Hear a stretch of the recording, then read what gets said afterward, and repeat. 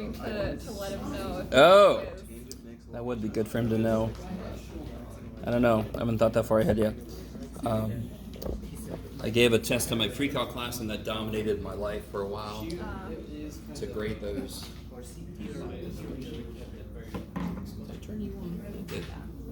So, guys, any questions either on a specific problem? What happened to that hole? Oh my God! Brandon died. Something. Oh my goodness. Not today. Next time it'll be like, you guys won't be here. Slowly. Can we go over the lamppost? Yeah. So, guys, let me see your reaction to this word, lamppost. Yeah. So Okay. I can tell who's done how much of the homework just by that reaction to that one word. So in section 3.9.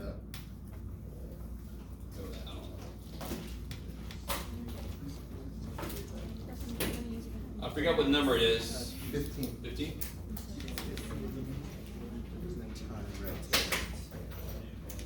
Here.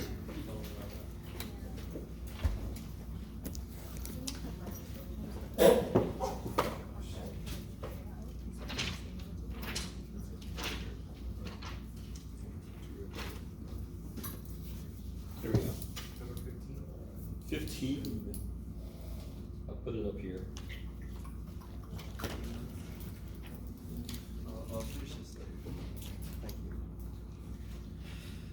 Today's lecture brought to you by lumens. I would say that when I see like a flashlight, I'm like, how many lumens that bad boy put out? Yeah, exactly. Come on, little dude. You can do it. There we go. Lumens. Street light. It's not like 60% of the time, it works every time. Okay, so that's the one. That's the problem, yes. I think most of the other ones are really straightforward. Well, sort of straightforward. This one's definitely the first one that you had that's kind of wonky. So read through that. If this is the first time you're seeing it. And I'm going to give you a little preview of how to set this up.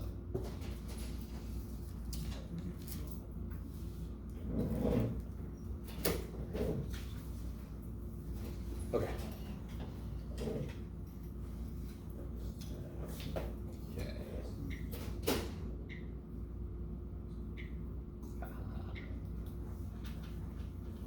Come on. Hit the right button, John. There we go. Okay, so we got a lamppost. I think it said it was 15 feet tall. Is that right? yeah, 15. Bum, bum, bum. 15 feet tall. And then there's a man, 6 foot tall, walking away from the poles. There's a dude. He's 6 foot tall, walking away, right? Okay. He wants to go into the shadows. And so his shadow will be this part. You guys all with me? So here's the light shining. Okay. What's the sound effects? I don't know which one. We make lights go wee wee. Okay. Is that cool so far? Do you guys immediately see something that I tried to warn you was going to happen a decent amount before? Obviously, the shapes we're working with are, in this problem, the triangles. What kind of triangles specifically look to be involved in this problem? Right triangle. Sure. More specifically. Similar. Kick-ass. Meaning all their sides are in proportion to each other because they're actually the same triangle, just one's been blown up a little bit. Okay. You want to get all geometrical about it, they're congruent because they have 90 and they share this triangle, so this must be the same, blah, blah, blah, who gives a shit? They just are proportional, right? So the man is walking away from the light. So that would be this piece is changing over time, correct? So it needs a variable name. So again, why did I put 15 down there without hesitation? Because it was Because it's good. labels. We're assuming it's not like retracting or something or growing. And that's why the man is walking away. No, it's 15 feet tall. I know it's not going to change. That's the one time I can put a number in. Both 15, and I'm assuming we're disregarding if the man is growing or shrinking. I don't know how old he is, so it depends if gravity's winning or not yet. You guys kind of with me? I'm sorry, I'm being silly. 15 and 6 are both constants, so I can put them in the picture. The distance the man is from the lamppost is changing because he's walking away. So what letter do you want to give that? That's crazy. The length of the shadow is also changing, correct? So it's got to get its own variable. Because, yes. Sorry, it's always a stupid joke and I don't care. I like it every time. You don't have to use those letters, who cares? You can call this M for man and S for shadow. I can't use S because it looks like a 5. Now, so I've captured all the physical aspects of the problem in that picture. I've given variable names to the parts that I care about. I've not given a variable name to the hypotenuse because that's not a part of the problem. I don't care about that. So I'm not going to give it a name. Poor little dude. So this is one of two things that could be your first step. The other thing that could be your first step is in symbols, what do they tell you and what do they ask you? So I already got some of that stuff down in here, but what rate do they just tell me? 5 feet. Is it 5? I think it's right. I thought it was 15. Yeah. Oh, I shouldn't do that. Go away. You didn't see that. So if the guy is walking at 5 feet per second, what variable is that obviously changing? X. So dx dt equals 5. Okay, let me stop right now. Yes, sorry. Is that not changing y also? Yes, we'll get to that in a minute. Because that's part of the question they're asking, right? So there's two ways to do this problem. I'm gonna kind of set it up the way that I think would make the most sense to people. And then we'll see if you guys agree. Every time I do a problem with you, for you, the specific problem does not mean shit. It's what made me do what I did. Yes?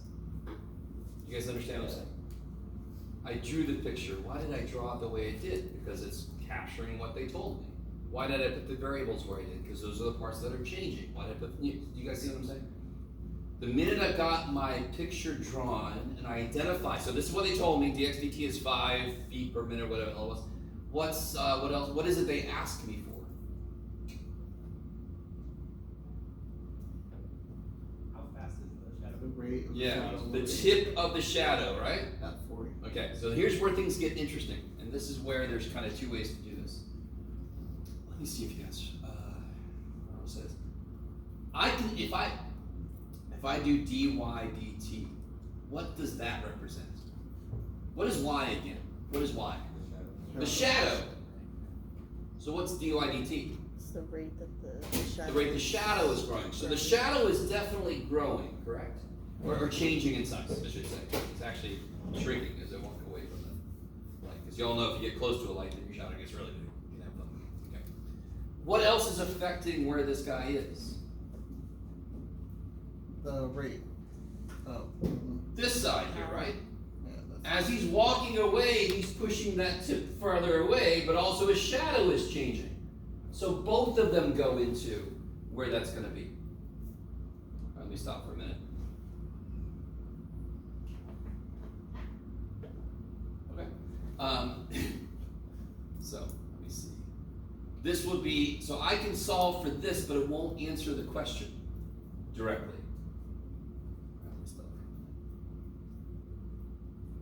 Because what goes into how quickly that tip's moving, not just dy dt, but also dx dt. So if I can figure out dy dt, I can just add dx dt to it and be done. Okay. So what's the relationship you can set up that would become the equation? So it's not Pythagorean theorem, because again, I don't know and I don't care about the hypotenuse. This is 15 over 6 equals x plus y over y. I like it. Writer says, let me just cut you short, silly boy, and tell you it's just similar triangles. You're like, I didn't say that. So you could, one way you can set it up is big side to small side, 15 to 6, is equal to big side, and what's the base of the big triangle? X plus y. To small side, the small triangle, what's the base of the small triangle? Y. Not x, because x is not even part of a triangle. X is part of a trapezoid if you want to get down to it, but let's not do that. You make that look more like a y. Okay. I should really stop here, but did anybody get to this point that tried it? Dude, you and I talked, right? Yeah. Yeah. Okay. Yeah, You're good. that's You're fine. good. You're good. If you didn't get this far, then I'm gonna stop. Now you can cross multiply, do some shit. Yes. Right. What do you want to do, considering what you know and what you're currently trying to find?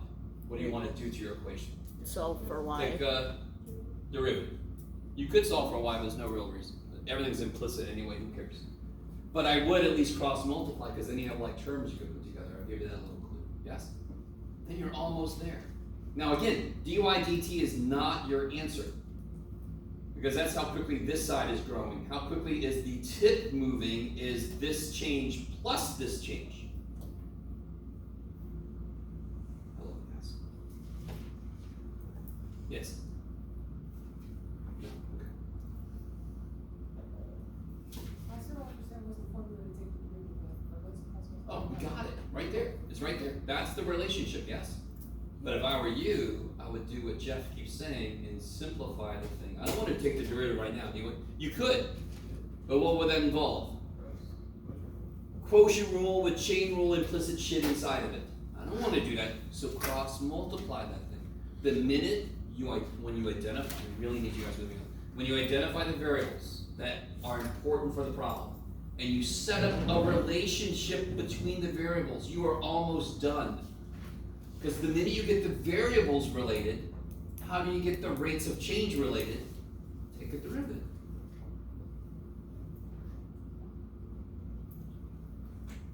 If y equals 2x, how does the rate of change of y relate to the rate of change of x? If I just take dy dt, I'll see that this is 2d, and it'll be twice as fast, yes? That's a very, very basic equation, right? If y equals x squared, what's the relationship between the change in y and the change in x? dy dt, I'll do that side, equals 2x dx dt. Now it depends on what the variable x is. That's the snapshot that they would give me, yes? Okay.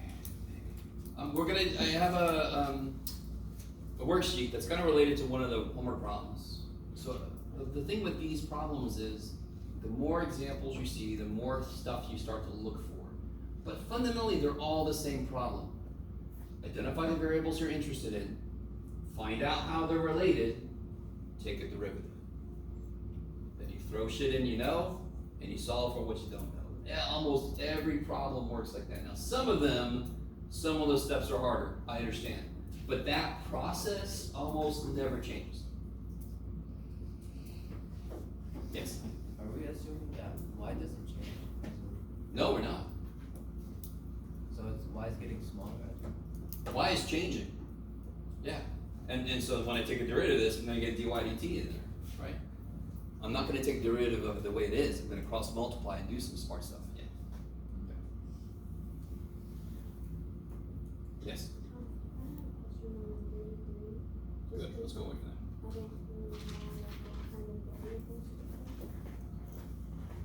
that. 33? Arr.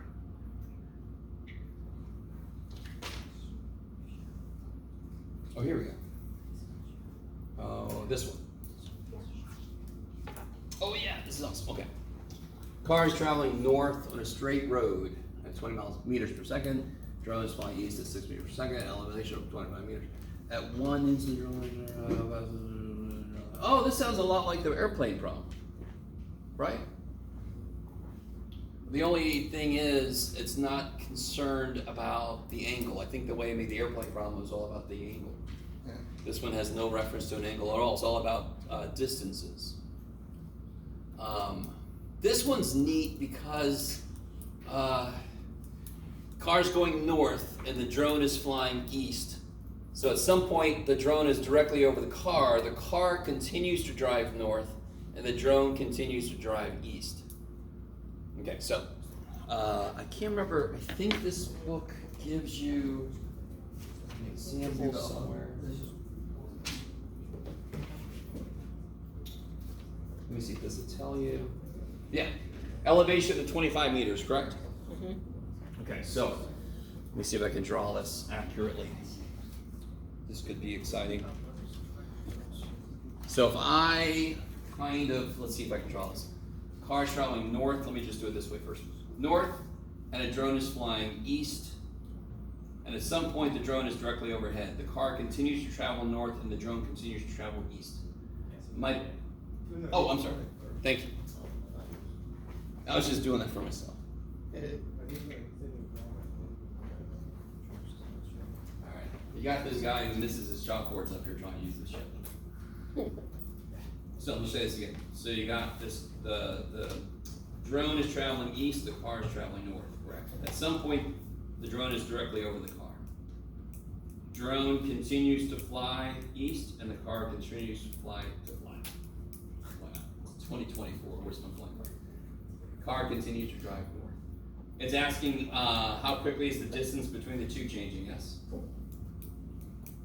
I think, right? Okay. So here's the neat thing. Let me try to draw this better now. How fast is it? Oh, yeah, okay. So, this is different because now I've got a third dimension involved. So let me draw this a little bit differently.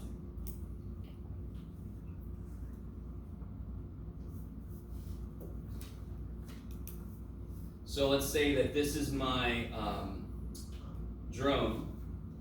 Oh, I'm sorry, it's up in the air. That makes more sense. This is my drone flying east, yes? And this is my car traveling north. You guys all with me? And of course, how high up in the sky is the drone?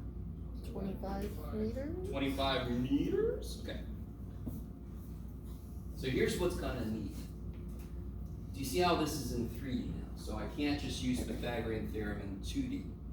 I need Pythagorean theorem in 3D. There's too many dimensions. So let's see. You all agree with me? This is x here. Do you all agree with me that at some point, my drone, the shadow of my drone, if the sun is right overhead, is right here on the base of the rectangle I've drawn, yes? Like on the ground. Are you with me? So this is the ground here, this is the ground. This is my car. The shadow of the drone is here, yes? Okay, so here's what's really, really cool. I really need you guys, if I just look through the rectangle at the car, it looks like this. From an overhead view, it looks like this, yes? Okay. And then if I just wanted to know this distance, that would just be here, yes? And that would be x squared plus y squared equals that squared, correct?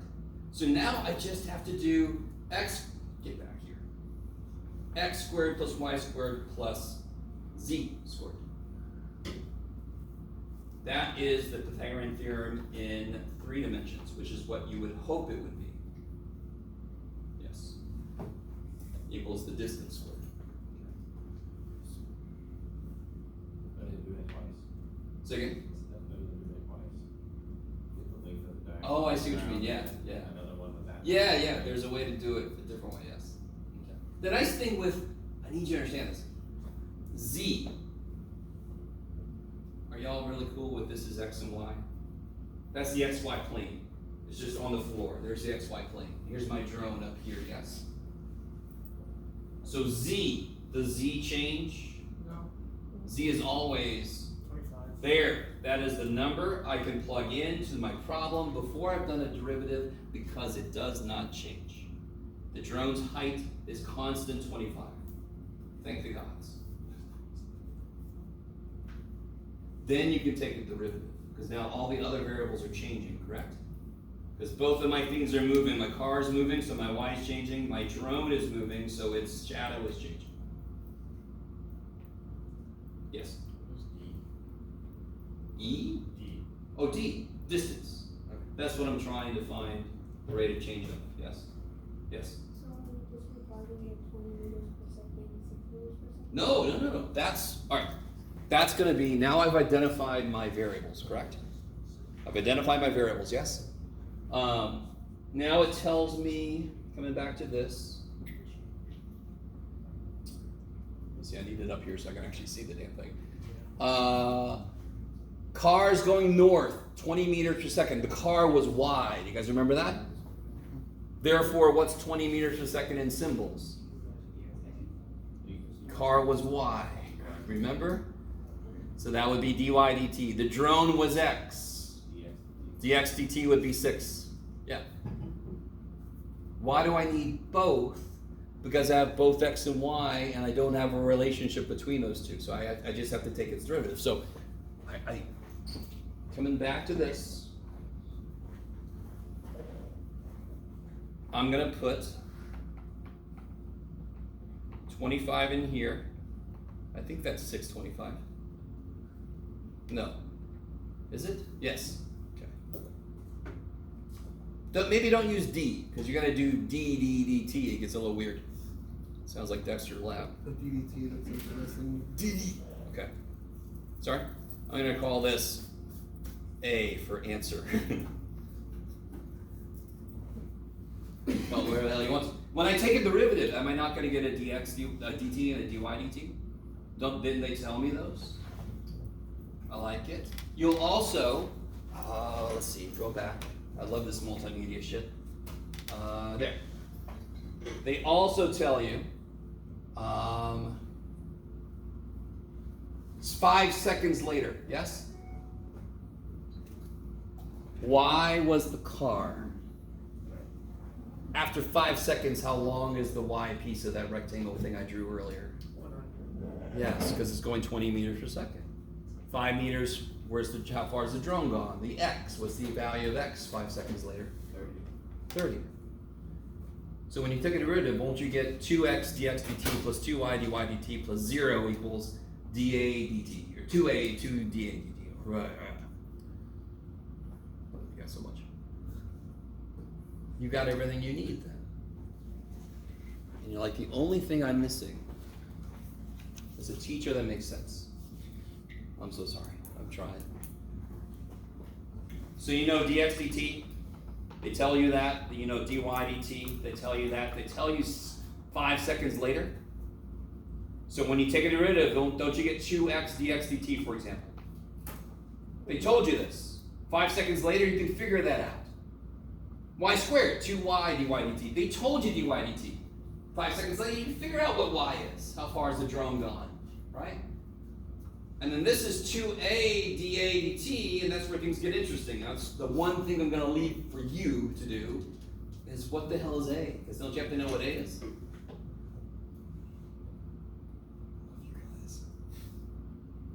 Won't that don't you have a formula that tells you what it is?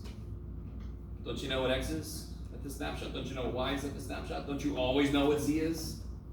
Okay, I've done everything. I'm not going to do any more for that. That's the last thing. Yes? Maybe one more thing.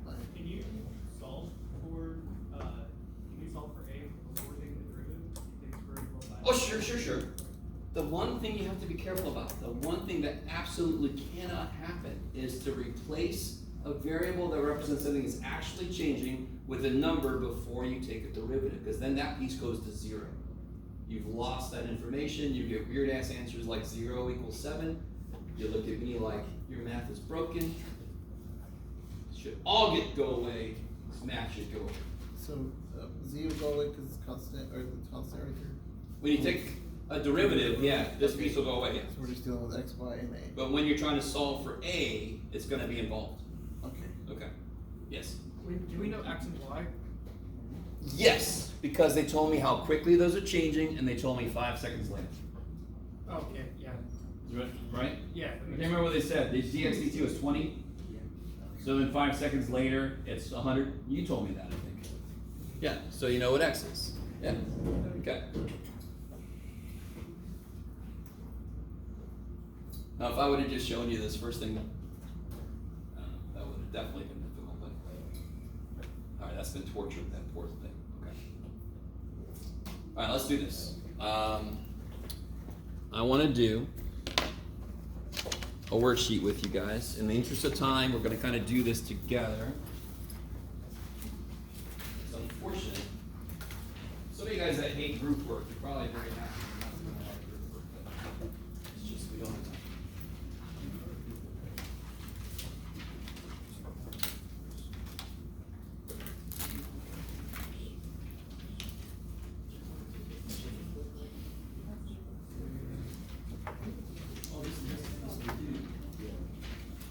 Yeah, you're looking at you know that.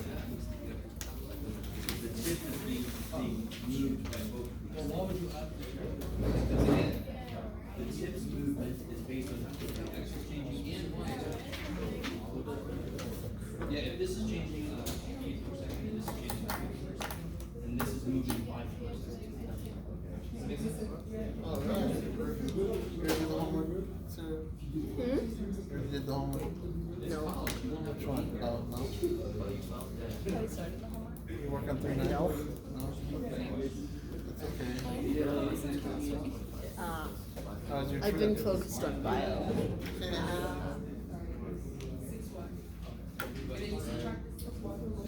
What, bio? Mhm. That's I always have a fun. test tomorrow. Are you doing what is I had it? an exam on Monday, so I understand the. Okay, What do you have for chemistry? Dr. Joshi. so Was that one meiosis or meiosis? We have to go through the whole like. this is a No, little this one is cell structure and function. out of order, but maybe you guys will appreciate this a little more.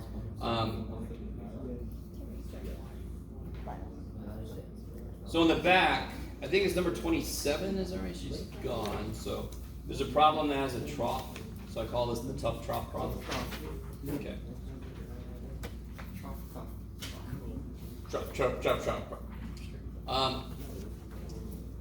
You have 40 feet of fencing and you want to use all of it. And you're going to make a rectangular space to house your orcs, right? You don't want them to get out. They make trouble. I want to know the area of the space as a function of width. So, do you guys see how there is something I tell you and there is something I ask you? What's the geometric idea behind what I tell you? I just tell you. What is it I just tell you? And what's that relate to geometrically? The perimeter of the rectangle, right? Almost every problem, they tell you something, they ask you something. Yes? So again, the biggest part about mathematics that gets the most students down is an inability to break a problem down into parts. And that's not, part of it is just kind of like what you're born able to do. I think I've had this discussion with you guys about I can't paint or draw or shit. Well, I paint okay, to be honest. But I draw enough, you guys know this. You have to be born with that ability to kind of be able to break stuff down. You have 40 feet of fencing. Okay. First really good step is to draw the damn thing. Second good step. It's the same step as what we've been doing on the related rates. What's the second good step? What do I have to identify? Variables. So what could change? L and W. I like it. L and W. So they tell me I've got 40 feet of fencing. Good Lord. Got Sally sells seashells. All right, 40 feet of fencing. So what formula can you set up? The formula for 40 feet of fencing. 2L plus 2W. Yeah, you guys know the perimeter formula. Unfortunately, you shouldn't memorize any perimeter formulas because it's just add up all the damn sides. But you all know that one. So 2L plus 2W equals 40. So there's a formula for what they tell me. Really quickly, can you guys kind of reduce this formula somehow? And you could have started here, because if you go halfway around, that's L plus W, and of course that's half of the fencing. So you could always just do that. Right? All right, let me stop for a minute. You guys all with me? If you've done any of the problems in 3.9, you might go back and realize there's something they told me, and then there was something they asked me. Yes? But why do we do a primitive formula and not A equals delta? That is the second piece. Oh my God. So they tell me 40 feet of fencing, that's going to go into creating the perimeter. Then they ask me, what do they ask me about? Area. And what's the formula for the area from the picture? L times W, but they want it as a function of width. So what letter do I want to get rid of? L. So I want to solve my perimeter for W. nope. You want to solve it for L, because then you can replace. I always think about invasion of the bystanders. You're going to create a clone for L. You're going to solve it for L. You're going to go in the middle of the night. You're going to replace L with that thing. Yes? Yes? Why don't we make the function like in terms of both A and W? What do you mean? Sorry. Why can't we like make it W equals A over L? Just saying, write the area as a function of the width. Yeah, so that would be the width as a function of area and length if you solve for W. I want the area equal to a function of width. At the moment, what's the area a function of? Length and width. So a way to interpret that is get rid of any other letter except for W, right? So if I solve this one for L, what do you get? L equals 29. That's crazy. That might seem backwards to some of you guys, but the reason I do that is because I can now replace L with this, and there won't be any L's left. Get the L out of there. So replace L with that, thank you. That was really just for me, but I appreciate somebody got to do it. 20 minus W, that's what L is, and W is W. All right, let me stop for a minute. If you've done any of the related race problems, you have done something like this, if you did them right. You used information that they told you to help you with information they asked you. There's a problem with a conical pile of gravel, and they tell you the height is equal to the diameter. That's what they tell you. You can use that inside of what they asked you to get rid of a variable. Too many damn variables. Yes. Question. Thank Why you. isn't it 20 minus W times L equals No. What is 20 minus W? Equals L. So wherever I see an L in the universe of this problem, I can replace it with. So I'm replacing that with this, and that is still there. Okay. So that's just the substitution method, right? That is the invasion of the bystanders. So it means that the function of width means make it only width. Yes, Yeah. and I can go one more step. 20W minus W squared. And back in pre-calc, you would have found the maximum area, right? In calculus, we're going to do the same thing, but our functions are going to be gross because we know derivatives. We're special. So now in 3.9, it would say the width is growing at a rate of 3 feet per minute. And what's the area doing? And then you just take a derivative and push it in, yes? You guys come with me? So in 3.9, they wouldn't say solve it for a function of width. They would just say at a time when the width is 3 and the width is changing by 5 feet per second, it said nothing about length. So I don't give a shit about length. I want it to go away. Do you guys see that? Many of the problems are like that. Which piece of this do I not care about? Or does the problem, I care, but the problem doesn't care. The problem didn't say a word about length, so I'm gonna get rid of it. Maybe. So they're not gonna be as straightforward as this. Because math people, we like to make things evil. Okay. What about number 2? How good are you guys at drawing in 3D? Pretty good. You just If gotta anybody look at, has trouble, you make one parallel rectangle, you make another rectangle, and then you Parallel. connect the corners, yes? parallel lines. Aha! If you all are art majors and you want to do a vanishing point and all that kind of stuff, feel free, right? I like to just do this. Okay. Either way you do it, doesn't matter. You really want a picture so you have a visual anchor of what's going on. What do we know for sure in this thing? It already tells me a couple things, which is nice. It already told me the variables, right? So let's go ahead and label this thing. This bottom is a square thing, so what's this length here?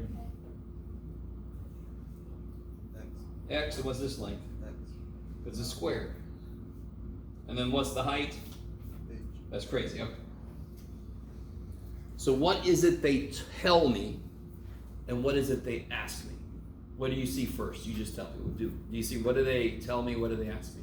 Tell me either one of those. That it's made from 1,000. What I should hear is a word. feet squared. What do they tell me something about? Surface area. Surface area. You with me? You guys see that? It's to be made from 1,000 square feet of material. So I'm going to make all the surfaces out of that. You with me? Yes. But isn't it like a rectangular? Like, is it a square? Is it like The base is square, and the height doesn't have to be the same length. so it's just like It's a rectangular. just the base, right? The base is square, yes. If they told me it was a cube, then it would be XXX. Yeah. Let me make sure these are. So they tell me the surface area is 1,000 square feet. What's the formula for the surface area? People, you freak out when you don't know the formula. But what's the surfaces of this thing? Can somebody give me one surface? The area of one surface? H times X, for example, right? Isn't this surface H times X? And how many of those are there? So 4HX plus 2x squared. Okay. 4xh plus 2x squared equals 1,000 square feet. I'm sorry, little equal sign, you never got used. Okay. This is what they tell me. I don't need the units there, but go ahead. What are they asking me about?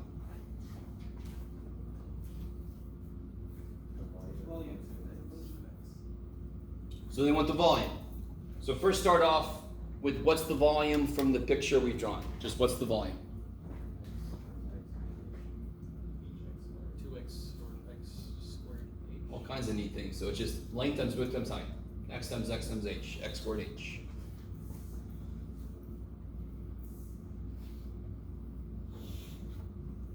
So how can I, and they want me to write the volume as a function of x. So in this case, it would have said something like, you have a rectangular container that is growing. The rate of change of one of the side lengths of the base is 10 feet per minute. How is the volume changing over time, right? That could have been the question. So do I care about the height then? No. So I want to get rid of the height. So what do I do then? Solve what for h? What they tell me. Because I don't want to get rid of what they ask me, because I got to find the derivatives of shit before they. So I'm going to solve what they tell me for h. Can you guys see I can divide by 2? Just always do that first. It's not a bad idea. And then I'm going to subtract x squared, divide by 2x. Is that cool? Subtract x squared, divide by 2x. Is that all right? You aren't saying anything. Yeah, that's fine. Okay, I like it. And then, what do I do with this? Put it back into h. Somebody out there thought to themselves, I'll tell you what to do with that, Jeff. Plug it back into h, and then do I have volume as just a function of x? Is it 5,000? No, 5. And then I can simplify that. I don't care at the moment, right? I can kill an x. Do you guys see that? And x dies. Or a little x cubed. Subtract x squared, divide by 2x to get the h by itself, yes? Okay. This is the kind of math we're going to see in section 3.9 and then later in section 4.7. It's a twofer.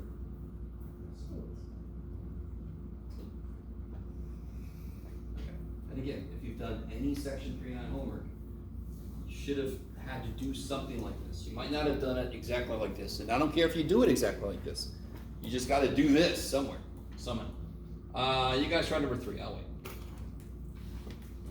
I'll let you guys do one of the easier ones.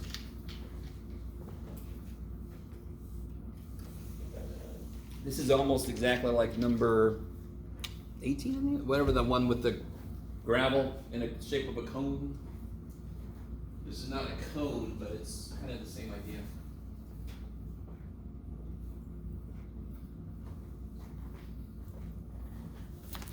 Okay, while you guys are doing that, anybody not get their test back last time?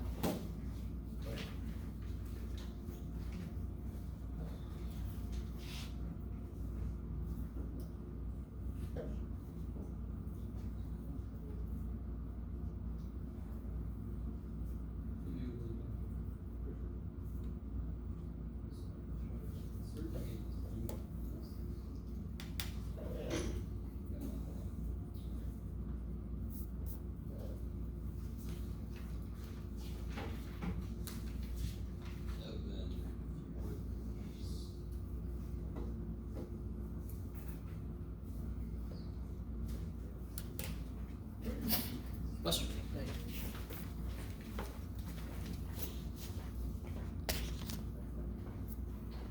Okay. What is it that I tell you? That the height is 3 times the diameter And what is it that I ask you? for the volume. Volume, and I tell you the freaking volume formula. You can't beat that shit. So no, I'm not gonna make you memorize the volume of a cone, and I'll give it to you. I'll be okay. Pi r squared is the area of the base, and h is how many of those circles there are. That's all that is, right? Okay, but I'll give it to you. Do you start to see what's going on here? I don't want to work with v equals pi r squared. H has got a product between two things, and one of them I don't give a shit about. In this case, I only need the height to stay alive. I don't care about the radius. Because maybe they just told me what dh dt is. They didn't tell me anything about the radius. So I don't want it. What do I do though? I don't see it in my other equation. Change the Yeah. diameter to The radius. diameter is 2 radii. So H would be 6. So the h is 6r. Is that cool? And they just throw that shit in there. Volume equals pi r squared times 6r. Now I think the one in the homework about the conical thing is a little. You have to solve for r and plug it in here, and they have to square it. It's the same basic idea. Yeah, I'm sorry. Do you want it as a function of radius? Oh shit! I made a big deal of it and then I forgot. Oh, so now it's more like what I want it to be. Okay, even better. So yeah, I want a function of height. Thanks, guys. So I want to solve this for r, right? Wait. Now it's a lot more like the problem in the homework. Is that okay? No. Yes. What do we do? Oh, what's the diameter related to the radius? 3 times. No, it's 2 times the radius. Yes. Radius is halfway, and the diameter is all the way. So it takes 2 r's to make 1 d. Now, just to make sure you guys are okay with the mistake I just made. So we're keeping H, getting rid of R. Yeah, I want to keep h, which means I want to solve for r, which seems maybe backwards to some people, but I solve for r because that's the one I want to get rid of. I want to replace r with a function of h. So then I get pi times h over 6 squared times h. Squared, yeah. H squared times h is h cubed. 6 squared is 36. And now that derivative would be much easier. Because you know in 3.9 I'm going to have to take derivatives. Yes? Okay. So it's a lot like the, I can't remember what number it was, but it's a conical pile of gravel that's being created as it dumps stuff out. It's a lot like this little dude here. So, as far as the last two questions that we've done, right now with the D equal or the H equals the pi and H cubed over 36, that's it. There's nothing- Yeah, the volume as a function of height. This is, all that's wanted is that. In section 3.9, we would then take a derivative of that and throw in what we know and solve for what we don't know. This is part of 10. 3.9. So this is 3.9. That's 3.9.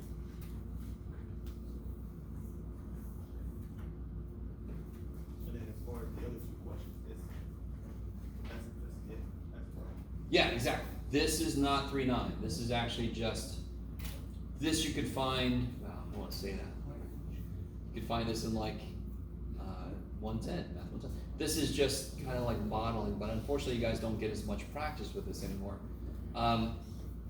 So look at number 4. I was just asking to make sure that there's not other steps we have to take with the others. Oh, in section 3.9, the question would be something like, find how quickly the height is changing at a time when the height is 3 feet.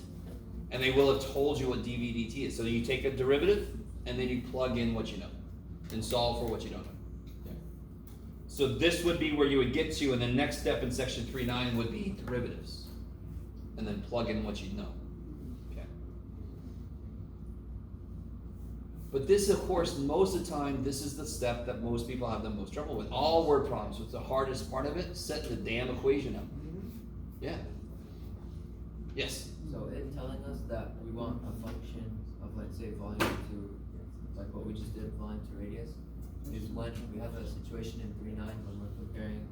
Yeah, so again, problem in 3.9 would not say solve it for a function of height. It would say find how quickly the height is changing at a time when the height is 3 feet, for example.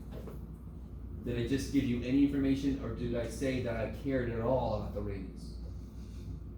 So therefore, I'm going to kill the radius, right? You know, like that sounds great. Why stop at the radius? Let's kill all the variables. No, stop. When the height is 3. Yes, if I said find the rate of change of the height at a time when the height is 3 feet, for example. Everything they told me and asked me about was about the height. They didn't say a word about the radius. So the problems in 3.9 will not say write this as a volume as a function of height. They will indirectly say height. Oh, I want to get rid of radius. Because everything's about the height, so I want to get rid of the radius. Okay. Basically setting up problems and to do the. Yes, and then once I get that variable that it's told me stuff about, now I can do derivatives. Because now I know information about that variable. I didn't know or care about the r in that case.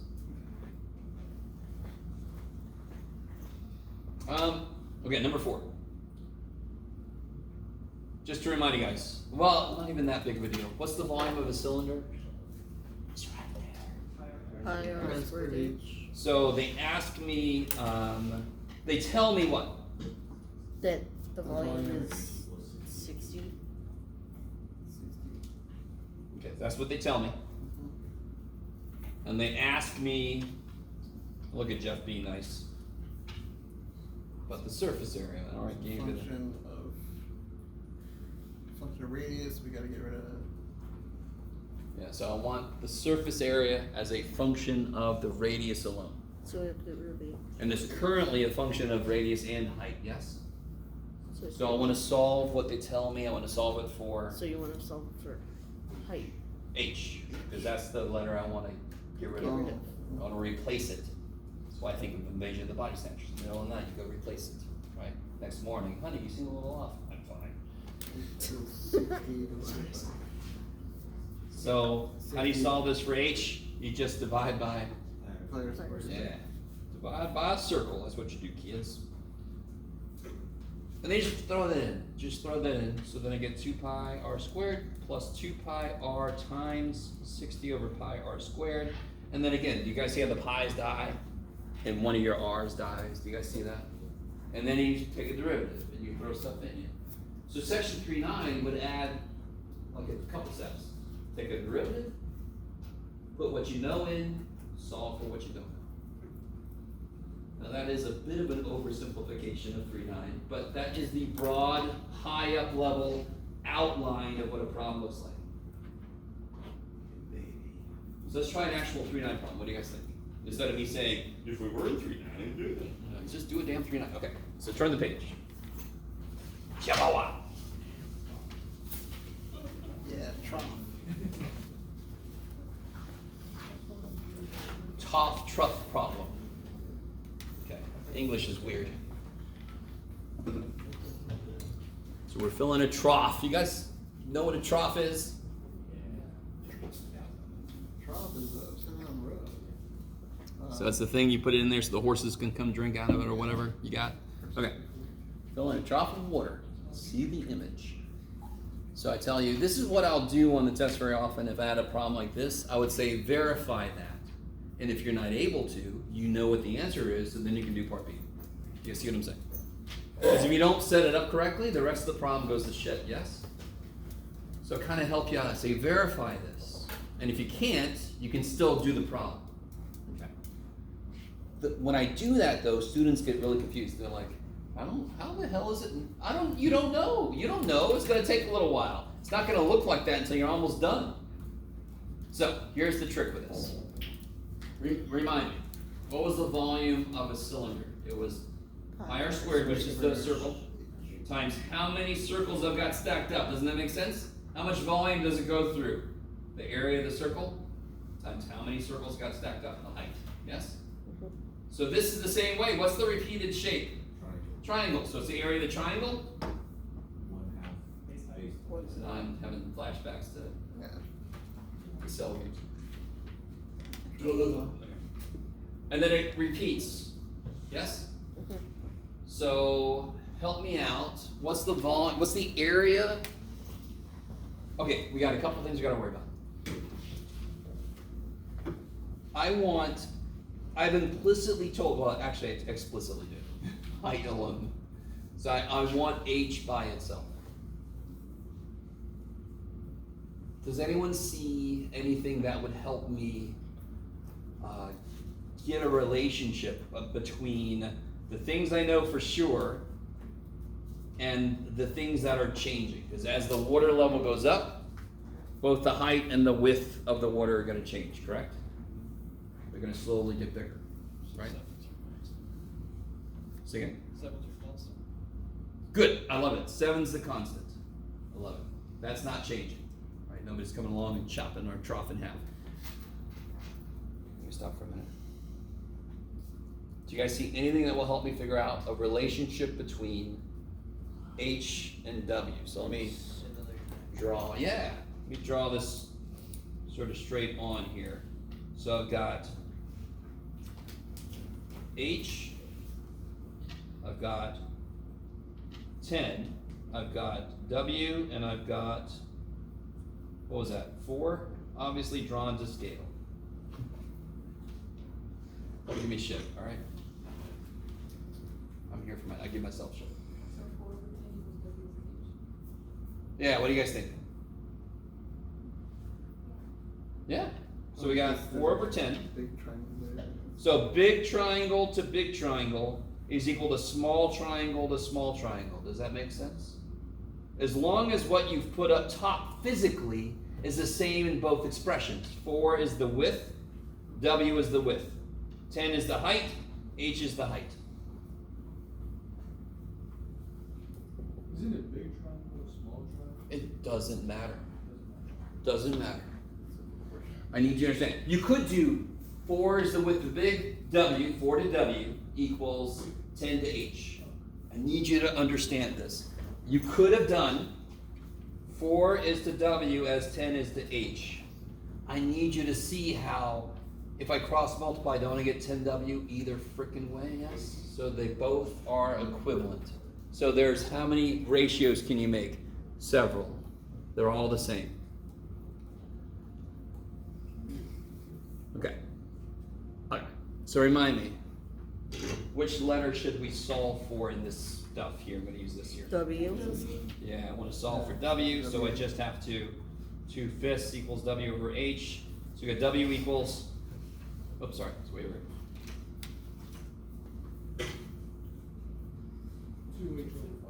2H over 5. I like that. All right, we got that set up. So we're going to keep that in our pocket. We're not going to worry about it for the moment. We're going to take this over and when we need them. Remind me, how do I get the volume of this thing? What's the guy's name? Tien? Which one? I know that reference. Okay. I want to get the area of the base, whatever the base is. This is a circle, pi r squared, yeah. And then multiply it by how many of those I've got. Like a little Toblerone here, right? Okay. So what's the area of the water triangle base? Yes, 1/2. Here it is, right there, right? So the area of the base which we designate with a big ass B. It's the area of the base. You're not making, alright, I'm sorry. Area of the triangle. What is it now? 1/2? 2h/5. Length times 1/2. The base times the height. Yes? That's the area. So what's the volume is going to be the area of the base times the length. Or times the height. In this case, they've laid it on its side, so it's the length. Are you guys with me? It's not standing up, it's laying down. How does the area of 1/2 base times the height? What are you talking about? The water. For the water. Yeah. See the little triangle for the water? What's the base of that triangle? Times 10. What's the base of the triangle of the water? Oh, W. W. What's the height of the triangle of the water? H. 1/2 base times height. Oh. And if I take that, go ahead. Your base is like your length. No, definitely not. Hell no. That's the area of the base, and then I multiply it by the length. Okay.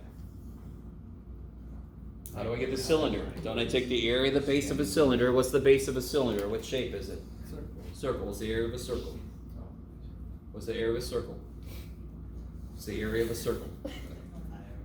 Pi r squared. Okay, and you're like, no, pi is round, John.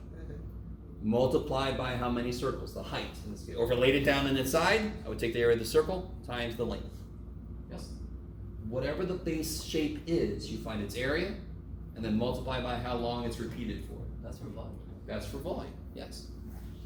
So that's why the volume is the area of the base times 7. That's how many times it's repeated. Oh. Okay. Now what can we use? What can I use now? Yeah, I know what W is. So volume would be 7/2 2h/5 times h. And what happens to the 2's? They cancel, and what's h times h? h²/5. Do you guys see how it didn't look like that until we were done, basically? The worst part about verify questions is it doesn't look like it's supposed to until you're basically done. So don't lose hope. So, Yes? you know how you came up with the area and the volume, like, from previous knowledge? Basically, we don't have that, like how you knew. Well, I'm all telling you the- now. Yeah. Yeah, the whole idea is you don't have previous knowledge of whatever I'm about to tell you. So now you have that knowledge. Yes? I love you. That's why this is not a quiz. This is a worksheet we're working on together. On an exam, would be something, so. I obviously wouldn't give you something where you don't, I'm not gonna expect you to know something you don't necessarily know. Yeah, but now you all know. How do you find a repeated shape volume? So that is something we should. Now you know. Everybody knows. If the shape of the base was a trapezoid. This is how classes work. You don't know something and then you do. Will you provide the formulas for the various shapes that we need? Or? Oh yeah, sure, yeah. Yeah, 'cause I don't remember that one either. Yeah. So the area of a trapezoid, I would give you this, you're right, I would give it to you. Okay, hey, that was my Yeah, question. okay. I thought you said You no, gotta but- get to your question. So it would be 1/2 the height times the sum of the bases. That's basically what that is. Right? Okay. But then how would I get the volume of this thing? You would take the area of the base times the length. Yeah. Alright. So I will not assume you know the area of a trapezoid formula. Yeah. Okay. But I will But you will assume that you now should that if you find know it. the area of the base, you know how to get the volume. Okay, okay. Alright, coming back to this. Okay.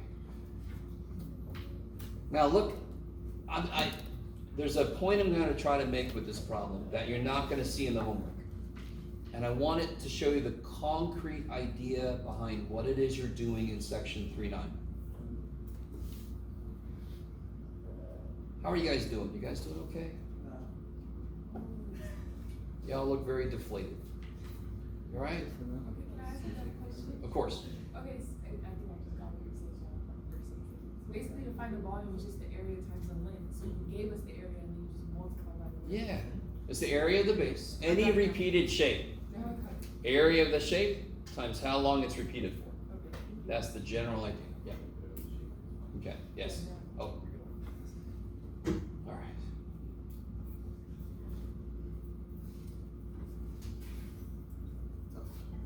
Okay. That's why we're doing it together. It's crazy. B and C are two questions I don't think you're going to see in the homework. I can't remember off the top of my head if they never ask you a question like this, but I want to make it concrete. Do you guys want more things to be concrete? You do. Even if you don't know, you do. I want to know the volume when the height is 2. Can you tell me that? That's easy. It's easy as shit, yes? Yeah. Because I've got a volume as a function of height, so if you tell me the height, Jeff, it's easy. What do I do? Plug in 2. So I get 28 divided by 5, which is 56 divided by 10, so it's 5.6. 5.6 what?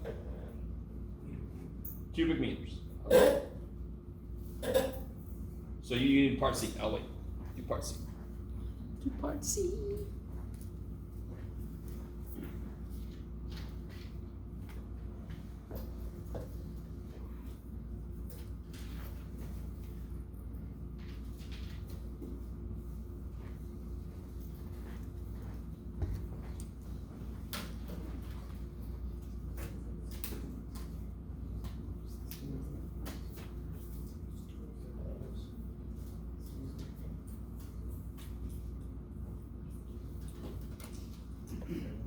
You might need a little bit of technological help, yes?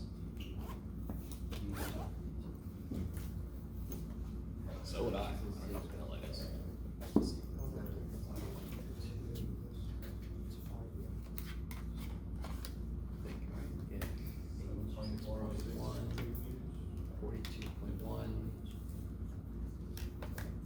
Say it again. 7.406 cubic meters. Yeah, maybe. I'm trying to do it in my head. It's not what I got, but I believe you more than me. 2.3 is that. Huh? Sorry? Is that what you guys are getting? 7 times 2.3 squared divided by 5? Are you getting... Oh, wait. I got 7.406. 7.406? Okay. I definitely trust you over my tired brain trying to do it in my head. Because I got 8 point something. Okay. Those two nice. Those two are nice. Those two are nice. Yes? That was almost too nice to believe. Yes? If I gave you that problem on the test, a lot of you probably overthink it, and I don't blame you. But that was just plug the damn number in, yes? Now, do you see how this is when the height is 2 meters? And this is when the height is 2.3 meters. This is more like a question from section 3.9. But notice the height is 2.15, like right in the middle of those. Okay, so I'm gonna take this back. So now this is like 3.9. So I'm gonna bring our volume formula back, just to have it sitting here staring us in the face. And I tell you, the height is increasing at a rate of 0.3 meters per second. So what symbol do I use for this? DHDT. DHDT. At what rate is the volume changing? So what I want to know is what this is. So again, to be nice to yourself, identify in symbols what they tell you, identify in symbols what they ask you. If you don't want to be nice to yourself, don't do that. Ramp up the challenge. You're like, I like it on survival mode, Jeff. Okay. So what do I do now? Find the derivative. Find the derivative. So I got dv. I'll do this side. Never gets old, Jeff. And how do you do this one? You do it. Come on. What? 7/5 h Yeah, times fifth. dh. What happens to the 2? 14H. Thumbs down. 14H over 5 times Times 2H. Wait. Times. dHdt. Chain rule. Right? Nothing new. Nothing new. What's H? It's a function of time, correct? Is height changing over time? So H is a function of time. So how do I take the derivative of something squared? 2 comes down, derivative of the inside. Okay. Yes? It's not a quotient rule? Hell no, because what's on the bottom? Constant. Constant. So if you need to, you can rewrite this like a slope, yes? 7/5 is just a constant, right? So the 2 would come down, 14/5 H times dH dt. Does that make sense? Yeah. You could do quotient rule, but it would be really freaky, because you have a 5 prime which goes to 0, and a lot of people make that 1 for some reason, so don't do that. Okay, I'm not talking to anybody specific, because there's quite a few people that do that. So what is it? Oh! Do you know what H is? Yep, 2.15. Yeah, 2.15. And do we know what dH dt is? 0.3.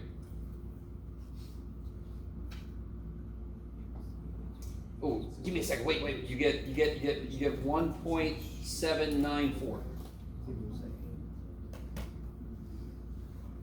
Yes? No? What is it? 1.8? It's pretty close, right?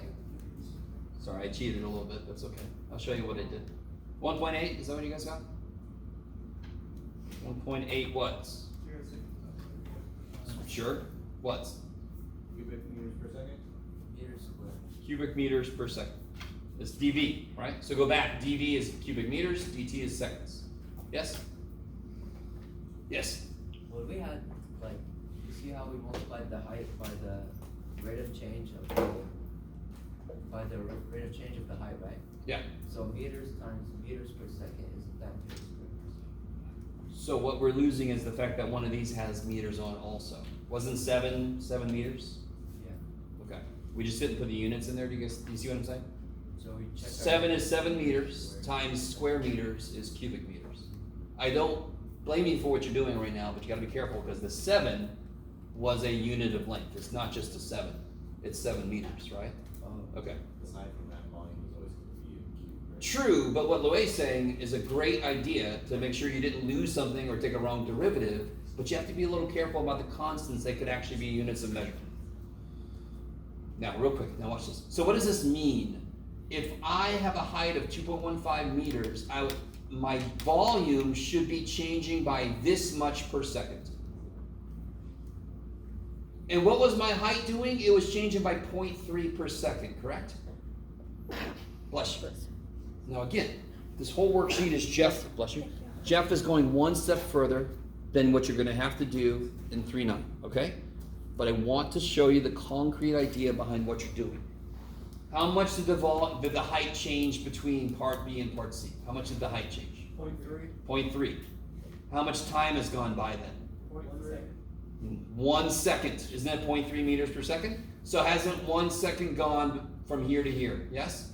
What's our prediction for how much the volume should change? 1.8. And how much did it actually change by? 1.8.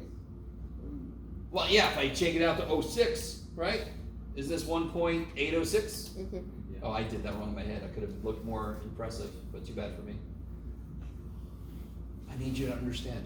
dVdt, we predict it's going to be 1.806 cubic meters per second at a time when the height is 2.15. So why did I pick 2 and 2.3? Because it's exactly like chapter 2 where I did stuff around the number I was really interested in. So concretely what you're doing is you're actually seeing how much the volume is going to change. You could see what the volume is and what the volume is and take the difference and see if it relates to your prediction. That's what that is. Okay. I love you guys. So there's a problem in the homework that you're not going to have to do this much for, but part A and part D are going to help you out immensely with that problem. You have a trough problem in the homework. Oh God. And that part E is basically everything I just said. Okay. So I'm not going to worry about it. Okay. Let's see. Yeah, maybe that's a good idea. You guys want to take a break? Let's take a break. Please. Let's reset. So take a break, get out of here, come back at 5 till. Come back at 5 till. 5 till. 5 till. Come back at 4:55. 5 minutes till 5.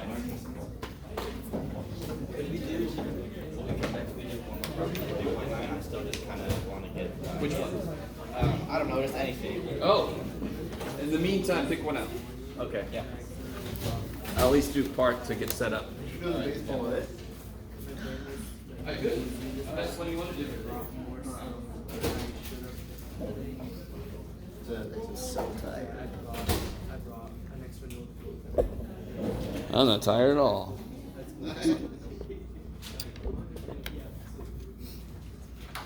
So I had a request to do one more thing, but he's not back. There he is. I think this is silhouette, but he's not coming indoors, so too bad. Anything else before we move on? Oh.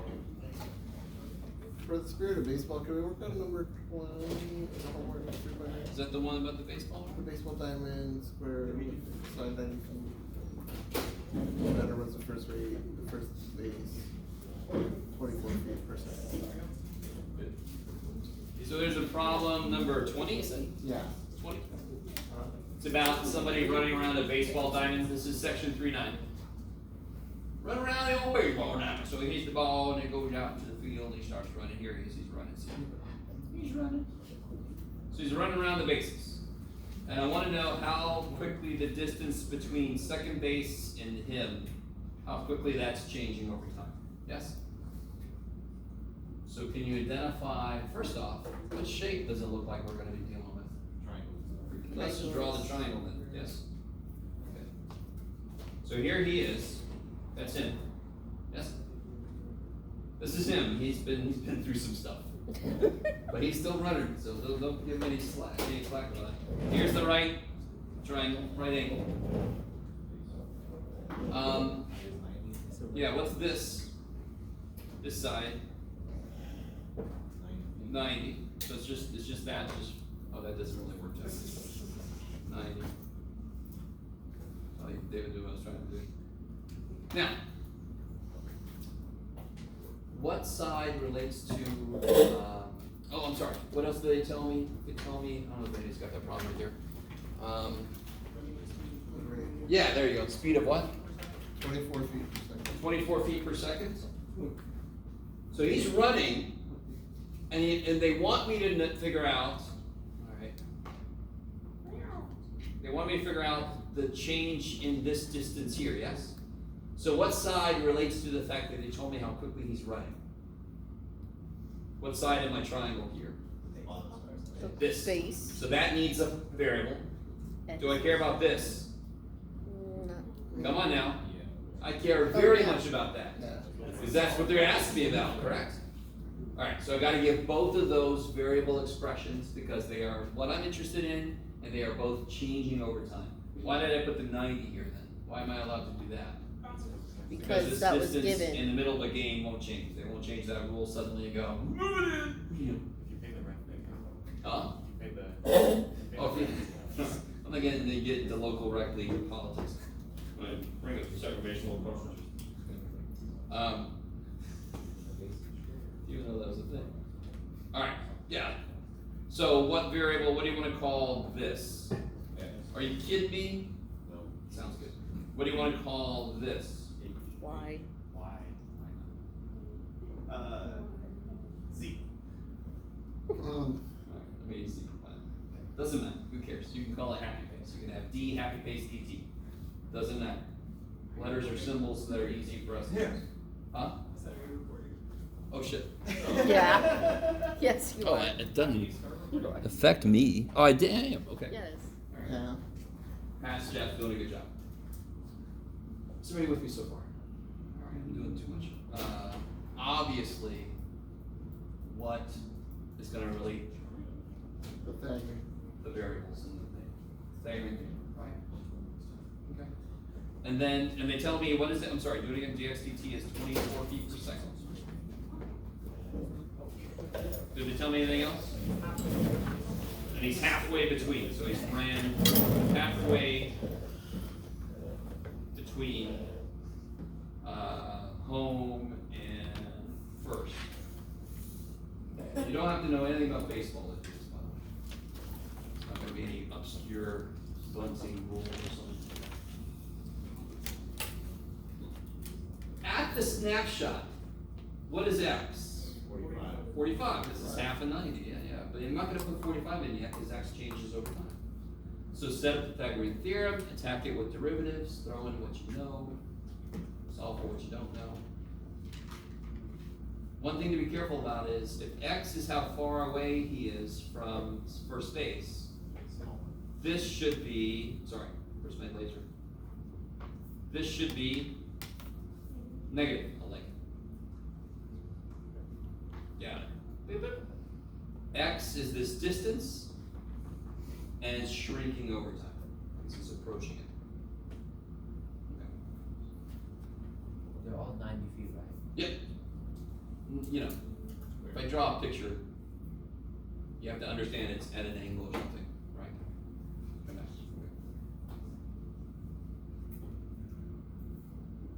Is that right? Alright. I'm done talking about 3.9 today. So you guys, if you haven't tried any of 3.9 out, get the hell in there. Bring some questions next time. Okay. Couple things about 3.10. I don't want to spend a lot of time on 3.10. We are talking a little bit about 3.10. What did I say it should be called? Does anyone remember? Tangent lines. What the hell can you do with them? Something like that. Right? 3.10 gives you this funky ass formula.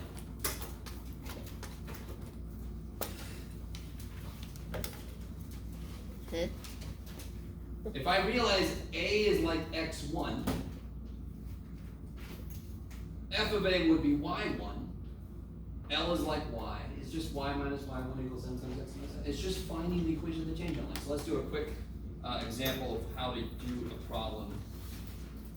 Let's say I have this function, and I'm going to build it around 1. So they have to give me a function, and they have to give me a value of x to build it around. I want to create the linearization of this function at x equals 1. What does that really mean? Find the tangent line. Formally, it's the linearization of the function, because it's the linear function that approximates this function when it's really close to 1. So we call that the linearization.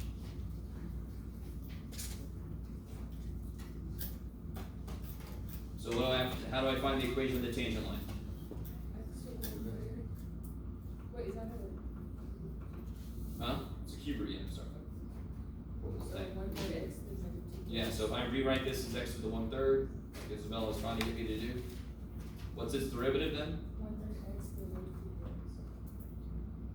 Okay, right, you've done enough tangent line stuff. So again, just remember, 3.10 is just finding the tangent line. There's a couple of other little things around that, but it's primarily finding the tangent line. How do I get the slope then? Plug in 1. And what's 1 to any power? 1, so it's 1/3 times 1. Right?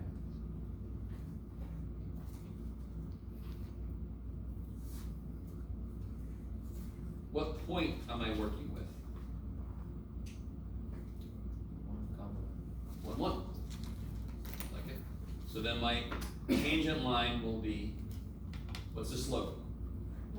1/3. No. Yes? No? Do I know the y-intercept? No, I don't. I don't know 0, comma anything. I don't know that. So here's what I do. If I plug a 1 in right now, what do I have so far? What do I want it to be? I want it to be 1, correct? What do I add to 1/3 to make it become 1? Okay, there you go. Screw the solve for b shit, screw the y minus y1 shit. You know the slope, you know what you want it to be when you plug a 1 in, so just add what you need to make it become 1. If you don't like that, then do the b solve for b or the y minus y1. Up to you. We just put it in the linear formula, right? Or you could use this crazy ass thing, yes. But I want you to realize it's nothing new. It's just we're using it for something we didn't use before. So if you want to use this form, you can, because that's the way the book does it. But you guys, I need you to notice, isn't that m? Did we do that here? Didn't I get m right here? Mhm. If I did y minus y1 blah blah blah, I would end up there. So now the question that I would ask you is, use your approximation to estimate,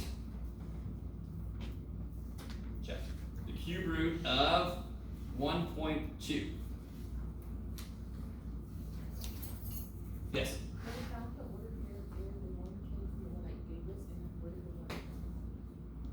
I know x, right? How do I always find y if I know x? Plug it in. What's the cube root of 1? 1. Yeah. What's my approximation? Y equals 1/3 x plus 2/3, yes? So what this means is this is approximately equal to the cube root of x. I need you to understand. We said the cube root of x close to 1 is roughly this. If I went to the graph of cube root of x and I zoomed in on 1, wouldn't it become a straight line eventually? When I zoom in enough, it becomes a straight line, like the surface of the earth and blah, blah, blah. Okay. Look, guys. So as long as what I input is close to 1, my approximation should be good. 1.2 is decently close to 1, and I picked it for a certain reason. So what do I put into the function here to approximate this? 1.2. What's 1/3 of 1.2? You can do it, you can do it, you can do it. 0.4. And what's 2/3? 66666, right? 1.0. 66666. Now somebody who's got a calculator and that knows how to do this. What is the cube root of 1.2? You can do 1.2 to the 1/3 power. You can find your cube root button under the math button. 1.0626. Very close. Pretty good. Especially for humans. Look at us. We just did that in our head. Okay.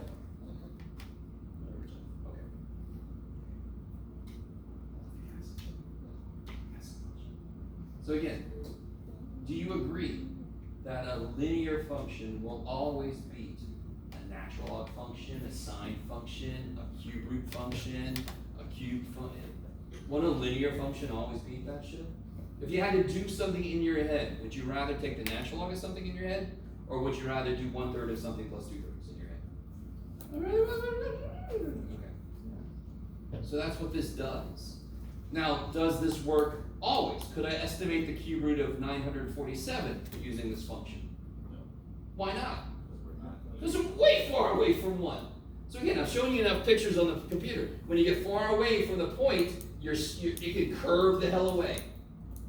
And sure enough, the cube root function is going to do like this, and my line is just going to keep going. It's just going to, and this is going to keep going. The distance between them is going to get bigger, bigger, bigger. So the farther away from 1 my input is, the worse my approximation gets. So this is, what was it really, 1.0625, something, blah, blah, blah?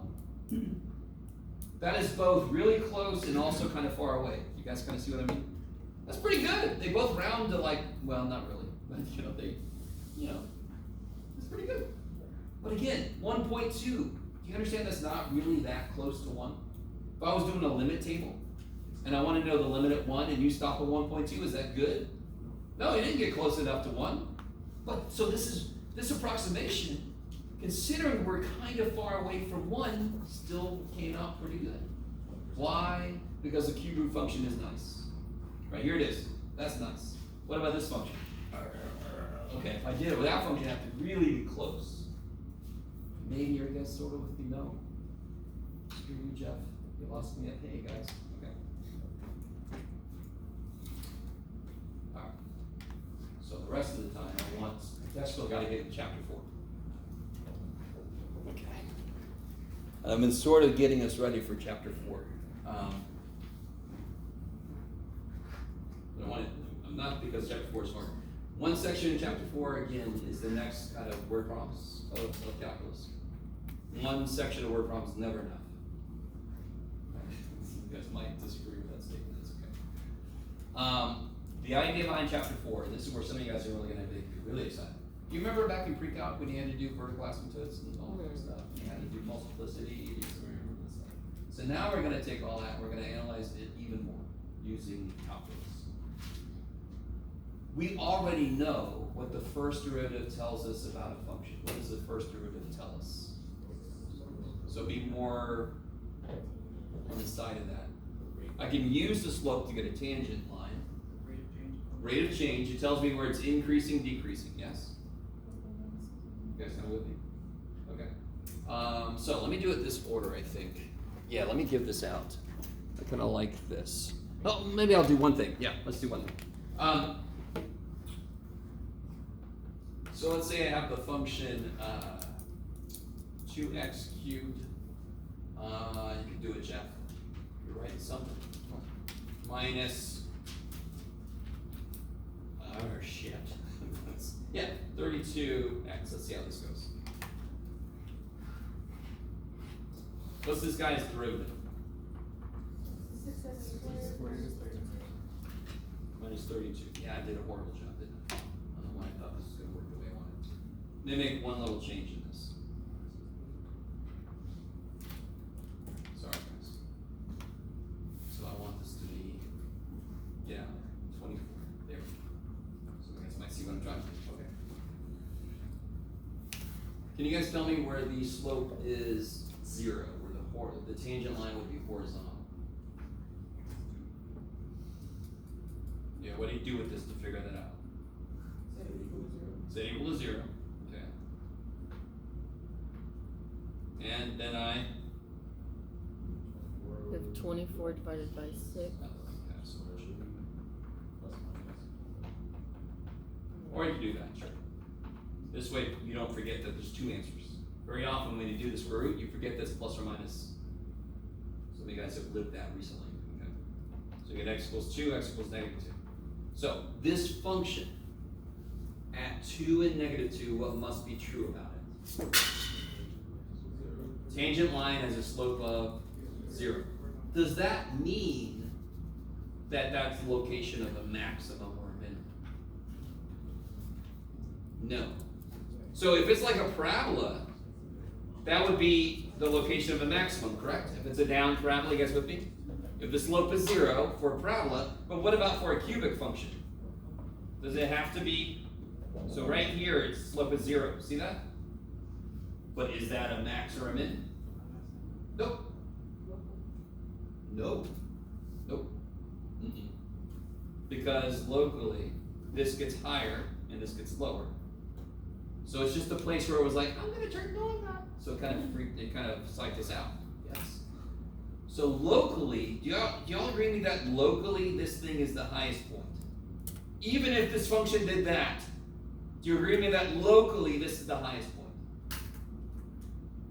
And what do I mean by that? This could be like Oklahoma. Couldn't I win the beauty pageant in Oklahoma? Yeah, no, there's somebody pretty right next to it on state open. Exactly. But then I go to national. Then I go to for the whole United States, for America. I want to become American person. Yes. Miss Market. Miss America. And then this person wins, of course, because they realize he's actually not that good one. So, but I won locally, didn't I?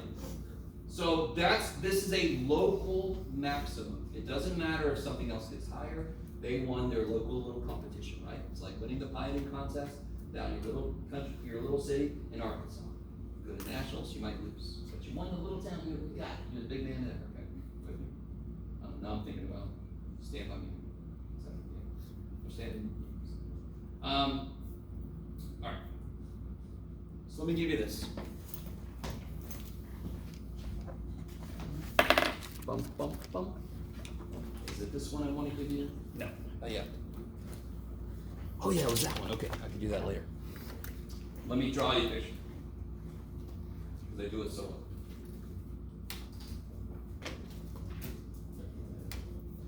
well. Hello.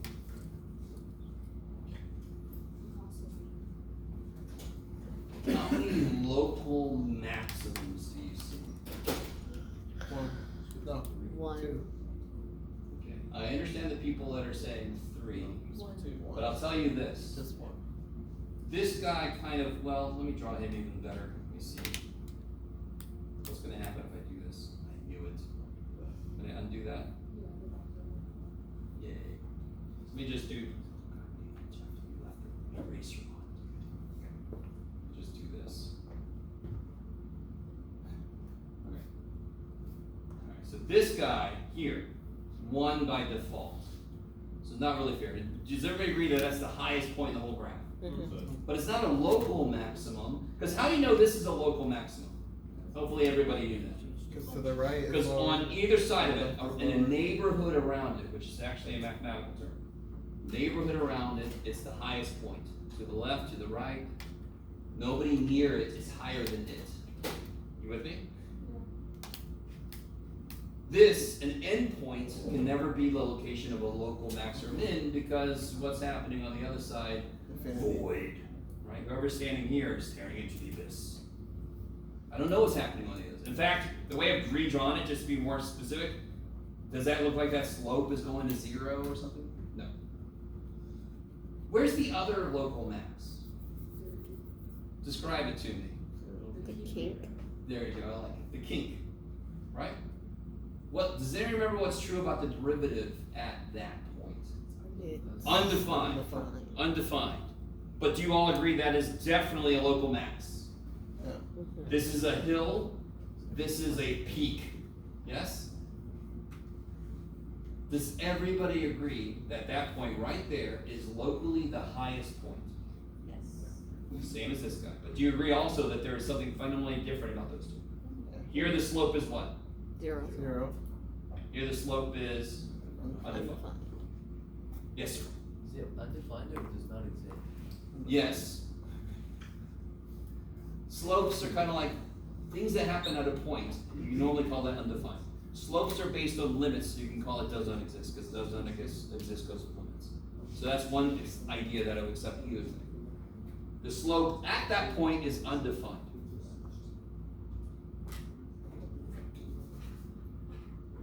You guys all with me? Can you imagine a different way besides those two ways to have a maximum on a continuous function? Maybe right here. Those are it.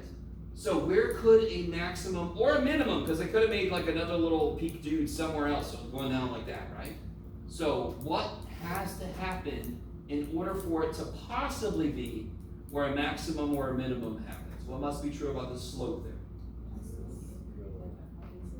So maybe be a max local, max or min.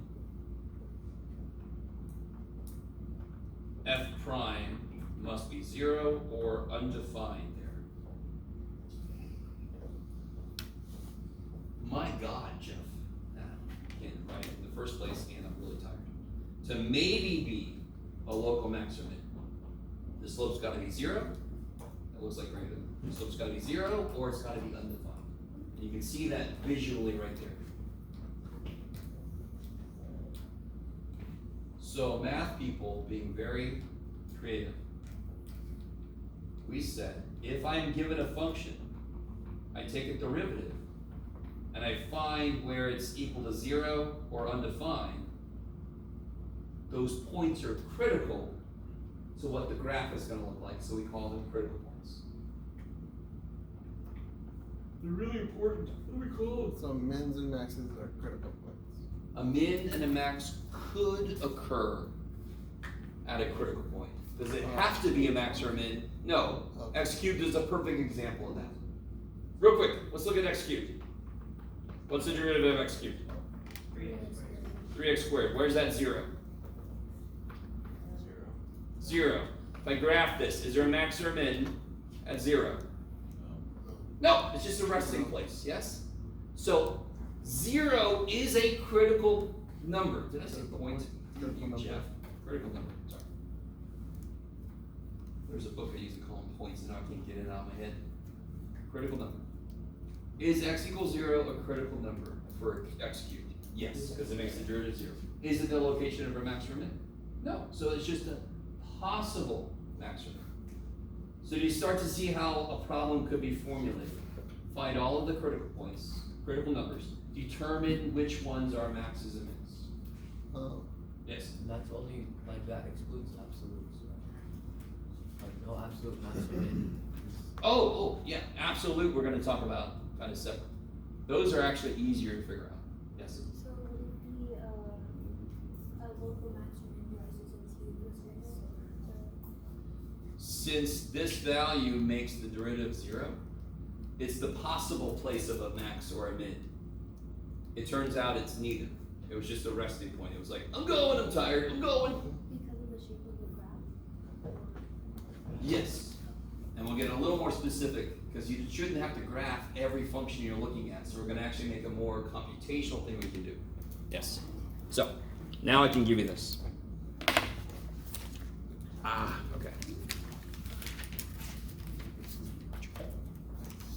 So there were two critical numbers For what? for the we gave us For the x cubed? The one above the it. first one where you asked us how much. Oh.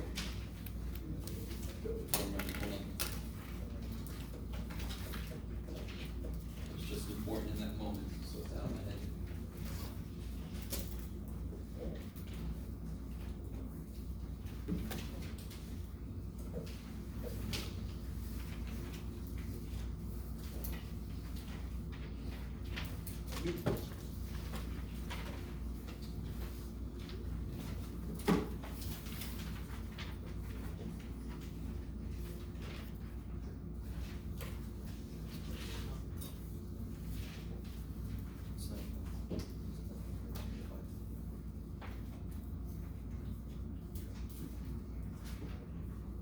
Okay.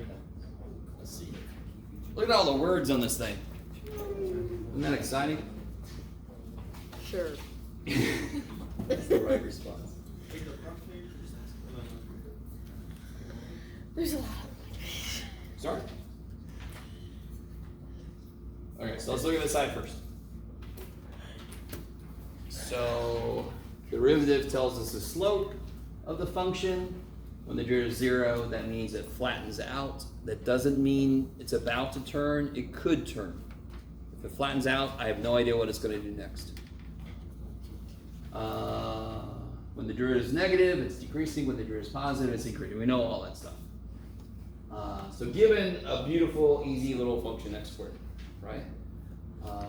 When I take the derivative, when is it equal to 0? When the derivative is equal to 0 at 0.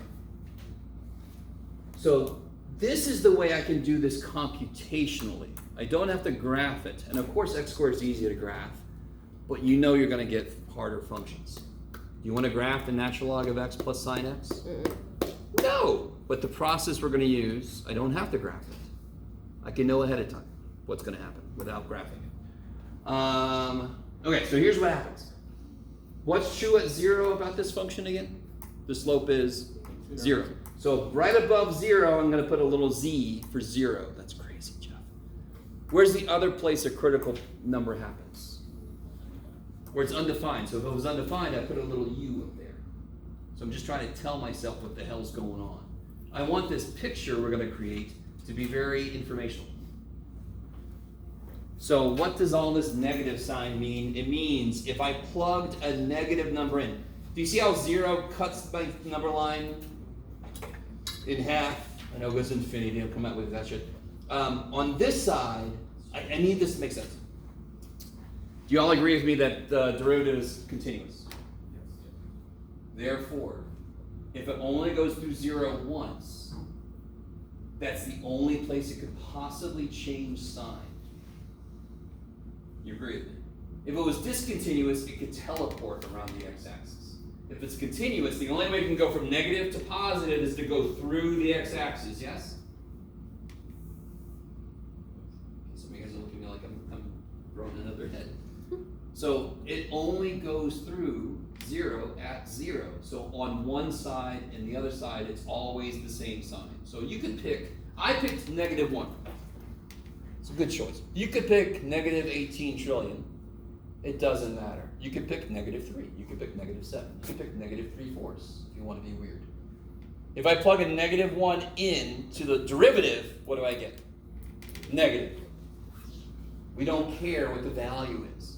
If it's negative here, it must be negative everywhere on this side, because it's got nowhere else to become positive. It's got this one door to go through.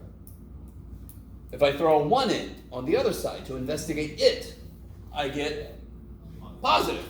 So it's positive forever. So it must be going, so this is the derivative, correct? So it must be going down, flattens out at 0, and then it goes up. So even before I drew this, how do you know there's a minimum at 0? Because what was it doing before? Going down. Going down. And then what was it doing after? There. So you know it's a minimum at 0. Gosh, there's a little creature around me. I don't know if you saw it. All right. Or I'm going really loopy. Okay. So let's do this. Let's try this one. Okay. So the first step. Right. 20x to the fourth minus 20x cubed. Got it. 20x to the fourth, 5 comes down, yeah, and then 20x cubed, 4 comes down. Look at your nice teacher making something so nice to factor. So you take a derivative, you want to find the critical numbers. Where do the critical numbers occur? Wherever the derivative is, or undefined. So be really careful. People start to forget. You'll get problems like this, and you'll start to think that it's 0, it's only where it's 0, but and then you'll get a problem where it's undefined somewhere. And you'll like either leave that out or whatever. So this one's never undefined, but it is definitely 0. How do I figure out where? Yeah, I take a 20 out. I take 3 x's out. X minus 1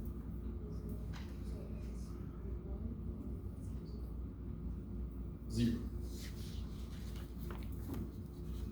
All right. So the one thing we're going to do new, this you've seen this problem from me before, when I said find where the tangent line would be horizontal. That's the same question, right? But now we're going to go one step further and say, okay, that's where it's 0. Now I can figure out where it's going up, where it's going down, all kind of shit. And I'm going to bring back an old idea from pre-calculus known as multiplicity. If you don't like that, if that word gives you chills or whatever, don't use the shit if you don't want a shortcut. It's up to you. So we're going to do this long way, and then I'll show you the shortcut with multiplicity. I'm going to draw myself a little sign diagram. What needs to go on this sign diagram? 0, 1. That's all you got to put on it, yeah, everybody, right? You don't always put 0. You just put whatever the hell the numbers are. Put them in the right order. I get people that sort of don't think and they just start throwing things down, and then things really don't make sense. So above each, I'm going to put a z. So because in this problem, the slope is 0 at each. So can somebody give me an example of a number I want to plug in to estimate? How many regions do I have? 1/2. 3. 3, and then a good number maybe I could use is 1/2. Why not? The thing to remember is I don't care what the number is. I just care what the sign is. That's positive, yes? Mm-hmm. What's 1/2 minus 1? Negative. Negative. So positive times negative is? Negative. Is everybody with me? You could do a lot more work to get the same damn answer, but I really want you guys to see there's no need. I don't care what the number is. I just care what the sign is. That's why I say I would plug in 28 billion now. If you plug in 28 billion, what's 20 times 28 billion cubed? Positive. What's 28 billion minus 1? Positive. Positive times positive is positive. I don't blame you if you just plug a 2 in. That makes more sense. You just plug a 2 in and you'll get positive times positive. You guys with me? I don't care what the number answer is. I just care what the sign of the answer is. Okay, somebody I haven't heard from yet. Tell me the last kind of number. You give me a number that I would want to plug in.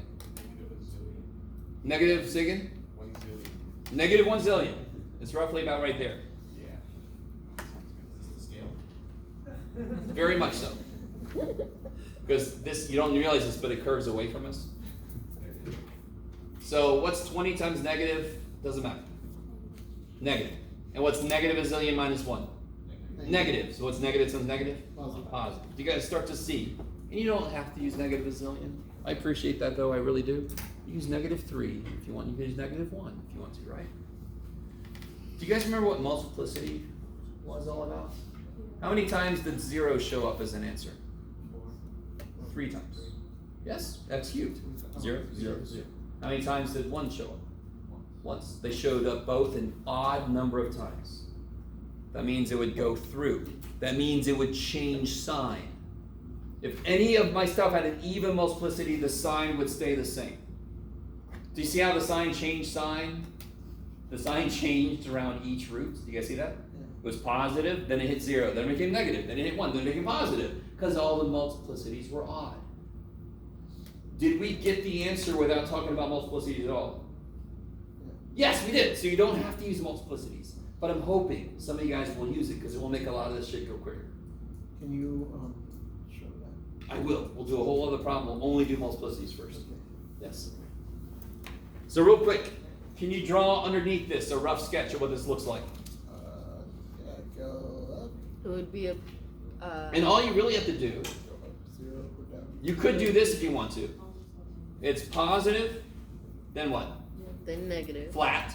Don't forget flat. Oh, yeah. Then negative, then flat, then positive. You could do that, or you could do this, which is basically the same thing, yes? You use your little arrows, you can actually do a little curve. So I'll ask you, draw a rough sketch underneath your sign diagram or something like that, yes? Let me stop for a minute. Get some, go ahead. On the diagram. Do it again, sorry. Will we draw it on the diagram?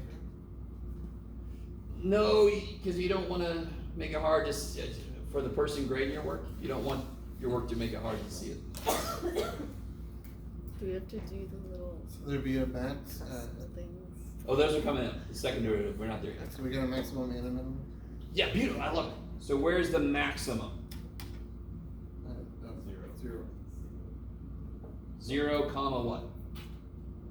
Where are you gonna plug a 0 in? You gonna To plug the it in original? here? The original function. The original, yes. If I want to know where the function is, what the function? I have to plug it into the function itself. If I want to know what the slope is, I'm gonna plug it there, yes. This is why some of you guys who do not tell yourself you're taking a derivative, that's not good. You got to tell yourself what the function is and what the derivative is. And pretty soon we're going to be using second derivatives to do stuff. Yay, Jeff. So max is 0, 0. What's the min? 1, Yeah, min is 1, negative 1. I love it. Okay, cool. Yes? We kind of know what it looks like. We know what these points are. We can actually give a rough sketch. We're not going to do that yet. How you guys feeling? How does this relate to related rates? Really? All right. I thought you guys would for sure said like it much better. Okay. In the interest of time, which we never have a lot of, this is how I would do this on a test or a quiz, by the way. And I already told you I'd do this. I'll give you a function. I'll say verify or show that the derivative is this. If you make a mistake here, you know the correct thing to do part B, C, whatever. You guys with me? If you're like, I ain't got time to do that shit, you can do the rest of it and come back if you got time. Yes? Okay.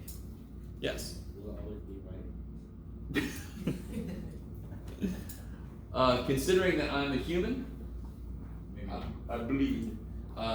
There's a possibility I make a mistake, but I always like quadruple check. I put the sucker into like Wolfram Alpha and make sure the answer's right. Yes. That would suck.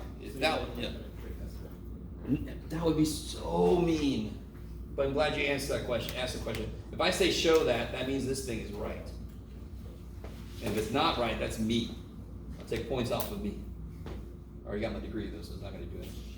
Everybody gets 100. No. So, we've done problems like this before. If you need to, you could do it yourself. Yes? The big thing that people, well, maybe it's good to do this very quickly. What's the main thing that's involved here? The rule? It is a product rule. That is the main thing. It's okay to notice you will have to do chain because one of them has more than just x inside. I know they both do, but what's the derivative of this? 1. So it's chain rule doesn't give a shit. It's this guy that's going to have something show up, right? But the primary thing it is a product. So what's the derivative of x minus 3 to the 4th? 4. No 12. What are you talking about? Oh, it's in the third one. To the 3rd power. So you can't bring the 4 inside. And then this guy stays the same, yes? Is that 5? Jesus, John, where's your glasses? plus, let me see if you guys are cool with this. I'm gonna leave a little room, x minus 3 to the 4th, just for the interest of time and space and all this kind of shit. The 5 would come down, correct? This would be to the 4th power now, right? And then it would be times the derivative inside, which is, there's a 5 out and there's a 2 out, so there's a 10 out. Yes? The 5 came down, the 2 came out, 10. Okay, quizzical looks, but nobody's saying anything, so I'm gonna move on. What can I take out? What number can come out? 2. And this is where people freak out. Do you see how there's an 18 there? This is where people freak out. It's not gonna look like it's supposed to until you're done. So you're fine. How many x minus 3's can you take out? 3? How do you know? That's the smallest number. Smallest? Yeah, this guy can get 4, but this guy would freak out if I try to take 4 away from him. How many 2x plus 3's can you take out? 4. So I'm left with, let me see if you guys are cool with this. That'll be a 2 here, right? I lose all of these guys, and I have one of these guys left. Yes? 2 times 2x plus 3 is 4x plus 6. How we doing?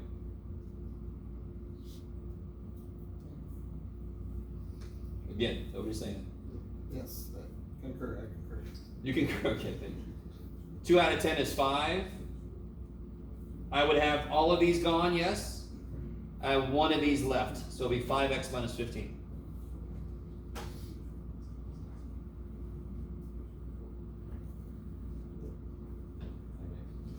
So then you get 2x minus 3 cubed, 2x plus 3 to the 4th, 9x minus 9, yes? What comes out of here? 9 goes with the 2, makes 18, and you're left with a x minus 1. Okay, you see that? Plus 3, yeah, it's always the same thing.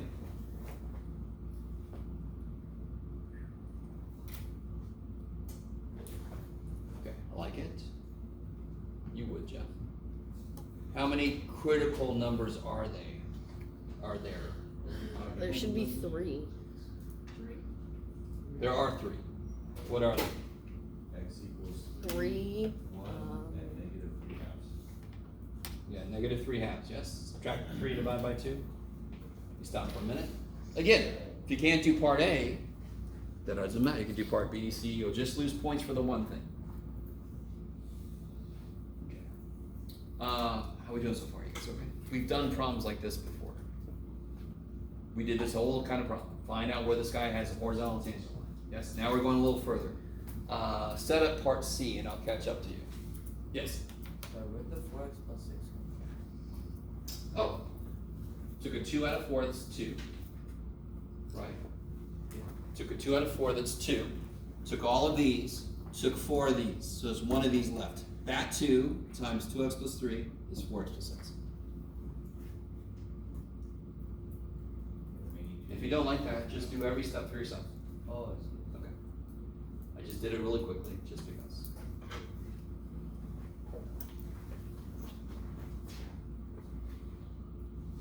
So again, be very careful. Be really certain you get this in the right order, because otherwise your mins and maxes are going to be all in the wrong place. It's going to be really freaky. So of course, negative 3 halves, and then 1, and then 3. It doesn't have to be the scale, because that's not the purpose. Above each of these, I'm going to put a Z. So of course, we're waiting for something where something might be undefined. It's not going to be here either, Jeff. Oh well. I should give you one where it's undefined.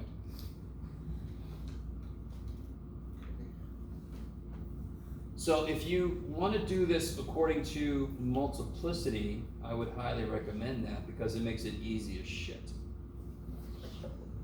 What's the easiest number to plug in? 0. 0. So if 0 is not already a 0, I can plug it in. So let me see if you guys are cool. This is the way I would do this.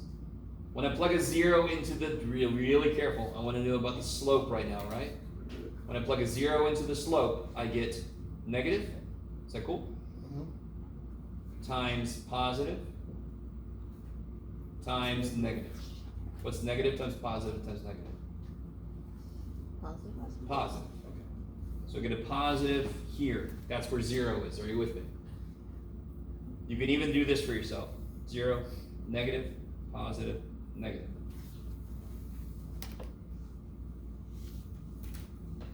Now watch this. This is cool. Negative 3 halves. What's the multiplicity on it? Can't see it too well there. 4. Even multiplicity, it's going to turn or bounce. It's going to stay the same sign. Look how much time I'm saving. 1. What's the multiplicity on 1? Where it came from. 1. So it's odd. It's going to go through. It's going to change signs. 3. What's the multiplicity on where 3 came from? Odd. So it's going to change signs. Yay.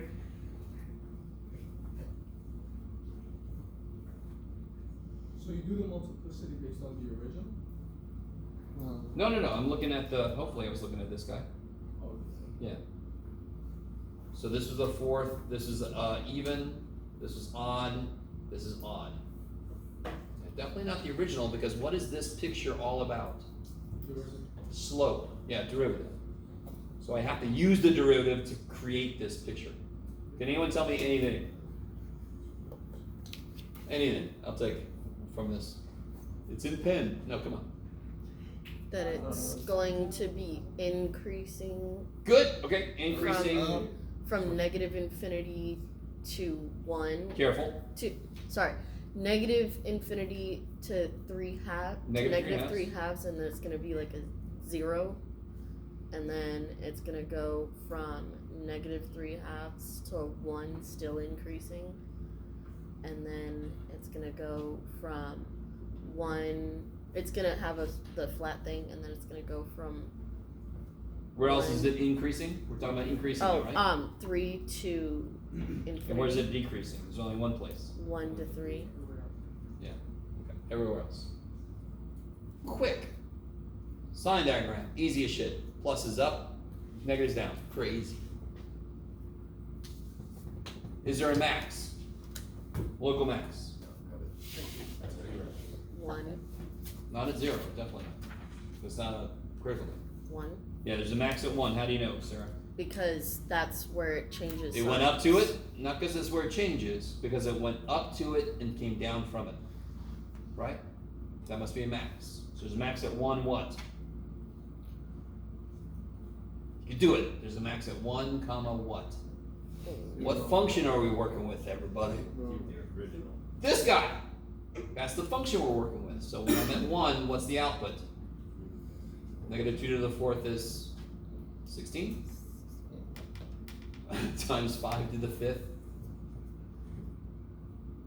I don't know. Believe it or not. 5 to the 5th. Yes, because it's x equal 1. Yeah. So that's why you got a calculator, everybody.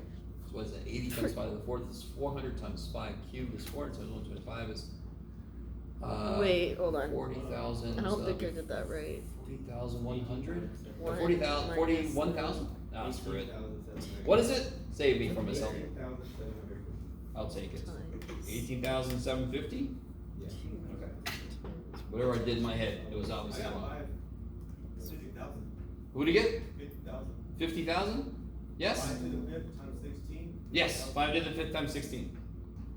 Okay, that makes me feel a little better, because that was Negative. 40 something. Okay, 1,000.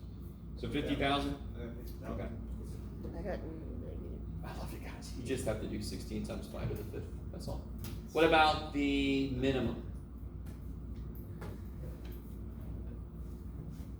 3 comma. Can't beat this shit. That is 0. 0. Doesn't matter what that is, because that's freaking 0. Okay. I like it. If I wanted to, I could draw like a little thing, but I didn't leave myself enough room. So let's talk about this. The one thing I haven't talked about yet. So there's a local maxes and mins. You can kind of make a sign diagram. You can figure out what the maxes and mins are. Absolute max and min. Okay. Absolute max and min. Do you agree with me that local max and min, it's not like the worst thing in the world, but it is a little involved? Absolute max and min kicks so much freaking ass. I want on the interval 0 to 2. So remind me, where could an absolute max or min occur? It could occur at a local max or min. And where could those occur? Where those, and what do we call those points? Critical points. So an absolute max or min could occur at a critical point. Critical number. Or it could happen at the endpoints. So I'm going from 0 to 2. So here's this is beautiful. You're not going to believe this shit. All I'm going to do is I'm going to plug 0 into the function. I'm going to plug 2 in the function, and I'm going to plug whatever critical number is in that interval. Those are the candidates. Those are the people that are in the context. It can only happen at an endpoint or at a critical number. So what I'm going to do, I'm going to plug 0 into the function and see if it won the prize for highest or lowest. I'm going to plug a 2 into the function, see if it won, and which critical number is in between 0 and 2. Holy shit. So I'm going to plug a 1 in and see if it won. Much less involved. I literally just see what's the biggest, what's the smallest. You can't beat that. It's awesome. So absolute max and min must be easy because you will have already gotten the critical numbers. You can just plug them in. So what's f of 0? Did we do f of 0? No, we didn't. Thinking about something else. 0. F of 0 would be negative 81 times. So it'd be basically it would be 3 to the 9th power basically. So I'm just gonna put 3 to the 9th power. Do you want the actual number? Sure. 1,900, or sorry, 19,683. That one? Okay. 83. 83. That makes more sense. What about f of 2? That would be 1 times 7 to the 5th? F of 2, yes? Yes. Or is it gonna be just 3 to the 9? I'm sorry. If you put a 0 in, you get negative 3 to the 4th, which is 3 to the 4th. If you plug a 0, you get 3 to the 5th. 3 to the 4th times 3 to the 5th is 3 to the 9th. No. What am I plugging in? 0. So it'll be 3 to the 4th times 3 to the 5th. 3 to the 9th. Yes? Okay. What's 7 to the 5th? 16,000, blah, blah, blah. And then what's f of 1? That would be, did we already do f of 1? Hey, we did. Did we? No, we didn't. No. Yeah, we did. There he is. 50,000? Is that right? Okay. So who wins the prize for the biggest? 50,000. There, that's the max. Who wins prize for the smallest? 60. This one. You should probably write that better than I did. Yeah, this will be the absolute min. Absolute max and min is easier because it really just cares about the outputs. Local max and min is harder because it depends on is it going up and down or is it going down and up. That's why local max and min work is harder than absolute max and min. Yes? For the absolute max and minimum, we would be given the intervals. Yeah, they have to tell you on what interval. Yeah. And there could be some that's on infinite because it might do something like that where it's like contained sort of, but yeah, I've got to contain it somehow or else it's always going to be negative infinity or infinity, right? Yeah. So normally we contain it by saying it only is on a certain interval. Yeah. Okay. I think that we're probably done. Stick a fork in us, we're done. So next time we'll do this one, we'll do one where I have some undefined stuff going on, and we'll keep on going. So come next time with questions from 3-9 ready. Yeah. Did we take f of 3 out? Oh, this wasn't the location of a max or a min, so no, we didn't. This one you mean? Yeah. This wasn't a max or a min, so we didn't care about it. What's it? Because it's going up, and then it's still going up. It has to go up and down, or down and up for it to be a max or a min. Okay. It was just a resting place. That's not the max or the min, that's just a little ledge for me to take a breather as I'm climbing the mountain. Okay, maybe.